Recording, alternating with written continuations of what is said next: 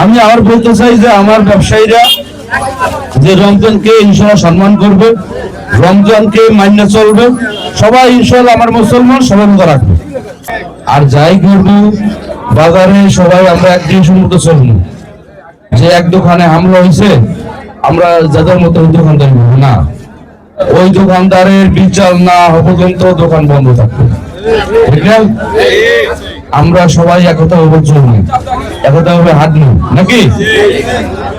আর একটা কথা বলতে চাই যে এই বাজারের আমি কোনো হানাহানি চাই না, এটা আমার দলীয় হিসেবে বলতে চাই। এই বাজারে কেউ আল্লাহর রাস্তে চা খাইয়া টাকা না দেখতে চাইবেন না, কারণ এটা ছাত্রলীগের দিন না, এটা আওয়ামী লীগের দিন না, এইটা গণতন্ত্র দেশ, সবার আগে কি বাংলাদেশ। এটা বাংলাদেশের মতো, বাংলাদেশের নাগরিক অধিকার, আমাদের যে অধিকার 10 জন সেই অধিকার নাকি? আমি বাংলাদেশের সন্তান, আমিও তো বাংলাদেশের সন্তান। তা আমরা চেষ্টা করবো সবাই মিলেমিশে থাকতে, এবং কেউ জুলুম করবেন না, এই বাজারটা রক্ষা হবে না। জুলুমবাজের কেউ বাজারে কোনো ঠাই নেই, আছে? জুলুমবাজের বাজারে কোনো ঠাই নেই, দেওয়া হবে না ইনশাআল্লাহ। আমরা ব্যবসায়ী, আমাদের অনেক কষ্ট করে আমার টাকা আনতে হবে। আমরা বাড়ি থেকে টাকা আনবো আর আপনাদেরকে দিয়ে দেবো তা হবে না।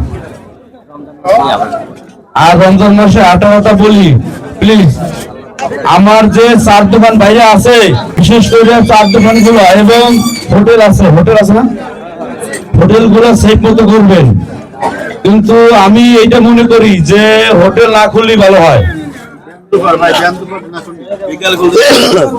সকালে হোটেল না খুললেই ভালো হয়, যেহেতু এটা বাজার, অনেক হিন্দু আছে, অনেক ধর্মের লোক আছে, থাকতে পারে 2-1 জন, কিন্তু বিশেষ করে আমার এই বাজারে খুবই কম, সংখ্যালঘু অনেক কম আছে।